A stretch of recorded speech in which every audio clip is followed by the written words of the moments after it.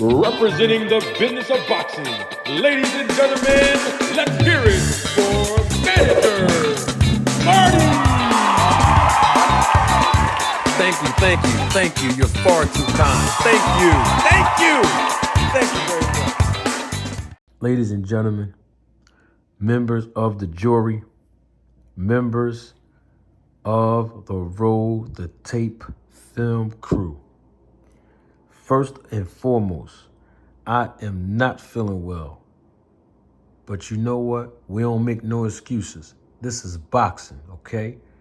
Now, I was laying down today and I was trying to get up and muster up the strength to do the live podcast. And I just could not do it, y'all, because I would have done it. Anybody that knows me personally knows that even if I'm not feeling well, if I'm sick, whatever the case is, if I got a massive headache, whatever it is, if I got COVID, man, whatever the illness is, if I got enough strength to do something, I'm going to do it if I gave my commitment and my word to do it. And today, I just could not do it and hold the whole entire show with the energy that y'all deserve when I come on that camera, live and live in color. So I want to say, tomorrow, I'm back at it. You hear me? God willing to give me the strength. I'm on air fry on this topic tomorrow, but I just wanted to give a little something to y'all. Okay, now I did schedule a video about Devin Haney. That was scheduled already. But this one right here, I set up out the bed. I got to do this video, y'all. Okay, because I got to put content out for y'all. And also, my spirit was vexed because, man, I feel some type of way from a business standpoint. Not personally, this is just business, right? And I got to at least get 5 minutes of strength to do this video for y'all and to do this video because this is the stuff I be talking about. You know what I mean? Like when we see these things happening, most people don't want to speak on it. But this is why y'all respect me. This is why y'all support me. This is why y'all got a lot of love for me because I speak on things that most people on YouTube don't want to talk about in boxing. And I'm going to do it in this video. Now, I'm going to start this joint off the right way. Let me reframe that. I'm trying to maintain professionalism here. I said the word John. That's a Philly slang. Hold on. Since we're talking about professionalism in this video, hold on. I'm going to be as professional as I always am in this video and also maintaining etiquette when it comes to the business of boxing. Now that I got that out the way, what was Bernard Hopkins and Oscar De La Hoya doing earlier, y'all? I just got finished watching this, man. I was laying down, you know what I mean, just trying to feel better and everything. You know, just watch a little bit of YouTube. You know, I was thinking about boxing and everything because I felt bad for not being able to come on it live. You know what I mean? I was thinking about y'all, the Roll the Tape film crew. And I see Bernard Hopkins and Oscar De La Hoya performing the way that they performed on that stage. Now, I don't know. I think this was earlier today. Dang, I ain't even do my I don't even feel good. I usually look and see when the timestamp was, like when these videos, interviews, and press conferences happen, so I can give an accurate depiction of it when I provide my observations. But I think this was today. If it wasn't today, it was yesterday. Bottom line is, I just got finished seeing it a few minutes ago. And I'm talking about the interview,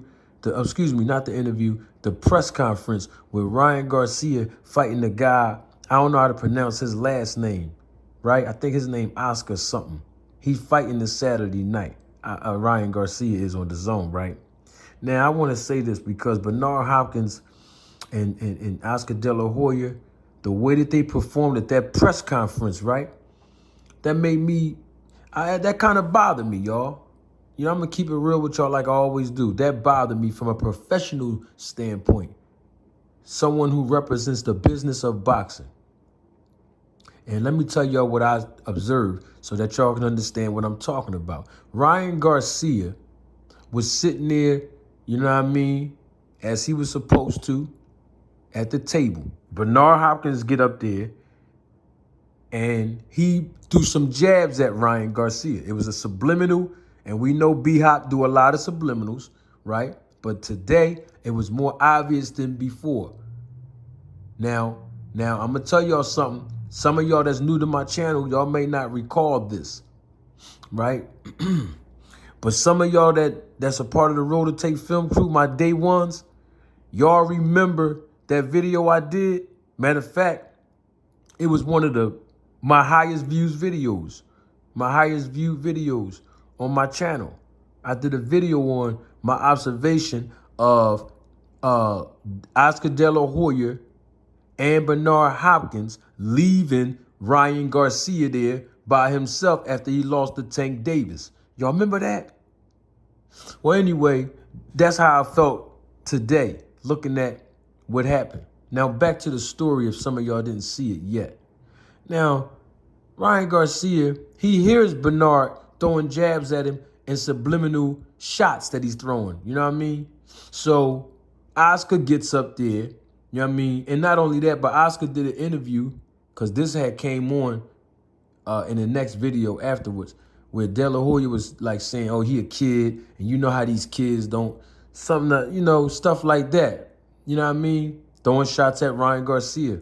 So now Ryan Garcia gets his crack at the apple. He gets his opportunity to rebuttal, you know what I mean, what these guys said.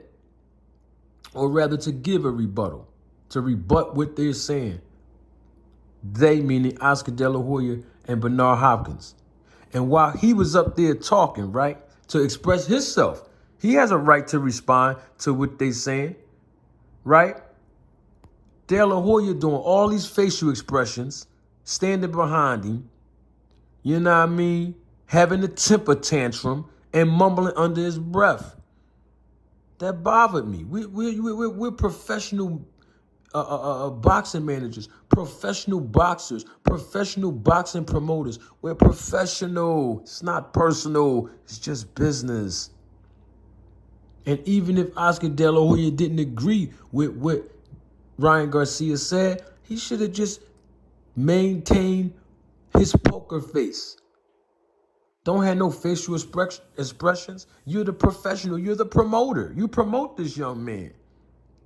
He made y'all some money. In fact, he made y'all multi-millions of dollars in his last fight with Tank Davis. Win, lose, or draw. Give the young man credit and let the young man shine. Don't go in interviews, disrespect the young boy or try to throw shots at him, all because he was defending himself, because y'all abandoned the young guy. Y'all left him at the post-fight press conference after he lost his first loss in his career. Let me calm down, man. Let me relax. So listen, right? That's not all. Even B-Hop, he was up there doing little facial expressions and all that. And yeah, Ryan Garcia threw his little jab and his shot back. But let's keep it all the way 100, y'all. I got to keep it real with the people. This bothered me. I said, man, I don't feel good. I'm going to do a video for my people. I'm going to put a little content out today. You know what I mean? But look, check this out, right? Let's keep it 100, y'all. Let me ask y'all a question. How many pay-per-views did Ryan Garcia headline before he fought Tank Davis?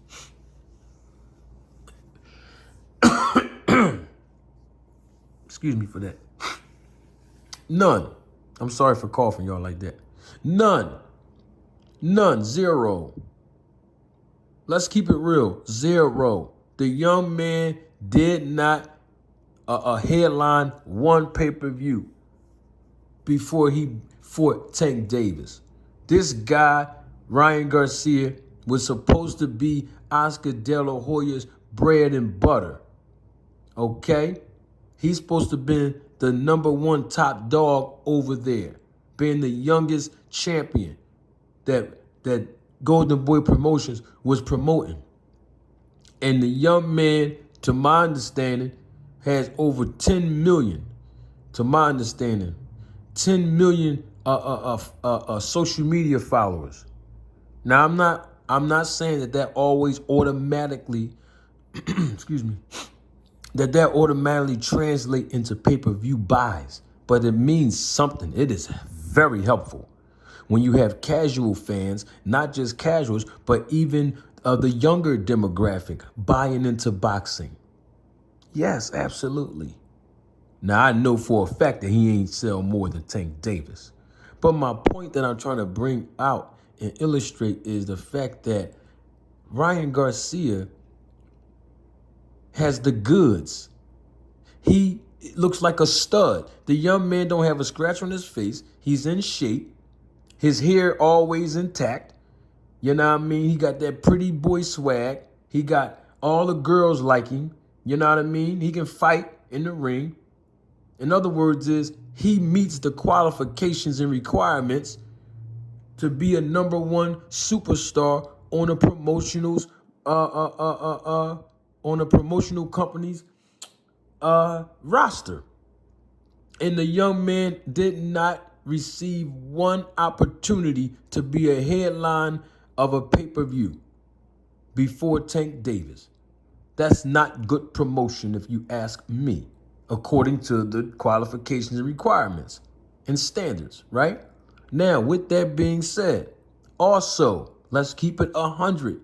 I'm talking about the business of boxing. Y'all, please stay with me. Please, give me one more minute. I'm gonna end this video because I know y'all want to hear my raspy voice and all this. Because I don't have my energy here. But I'm going to give y'all this.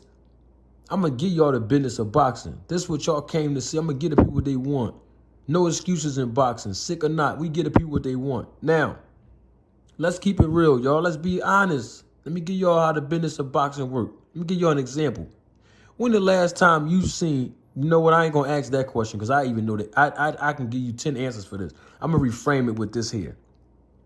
Ryan Garcia just lost by knockout to Tank Davis, a power puncher, a young man who has skills, a young man who has never been knocked down, a young man who has never been knocked out, and a young man who has power. I'm talking about Tank Davis. Typically, when a promotional company is trying to rebuild their star or rebuild a fighter that they're promoting, excuse me, to rebuild the fighter's confidence, to reintroduce and repackage the fighter to the audience, right?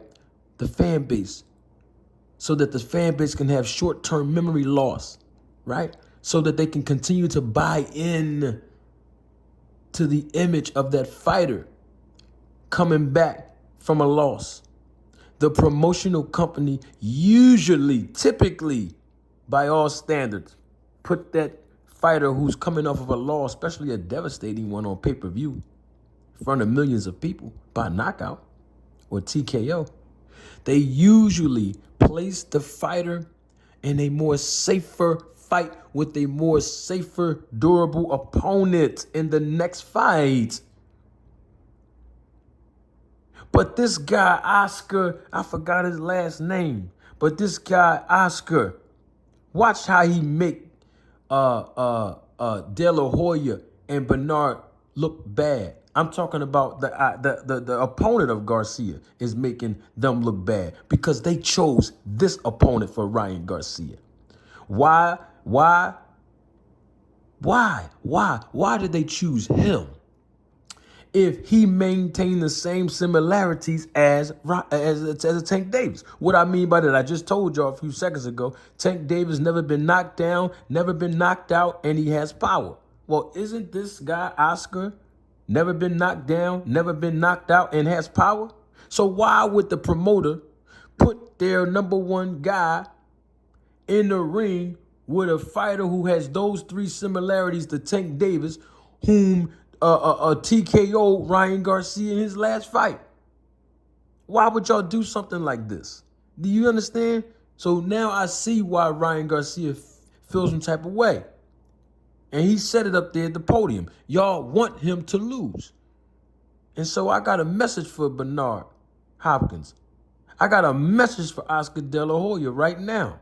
Y'all guys need to maintain professionalism at all times. It don't matter what the fighters say that make you feel some type of way. Y'all are the ones who used to be fighters yourselves. So y'all should be able to empathize with this young man. Don't attack him. Don't jab him. You already abandoned him and left him at the post-fight press conference in the last fight. And then repackage this young man. Reassure the young man that y'all have his back and his best interests at heart. You know what I mean? We're going to air fry on this tomorrow. I can't wait out, man. I'm going to feel better. Believe that. We're gonna cook on this tomorrow. Live in living color. Tune in. Don't miss it. 4 o'clock p.m. We here. But I just wanted to put that out there, man, because I had to do a video on this.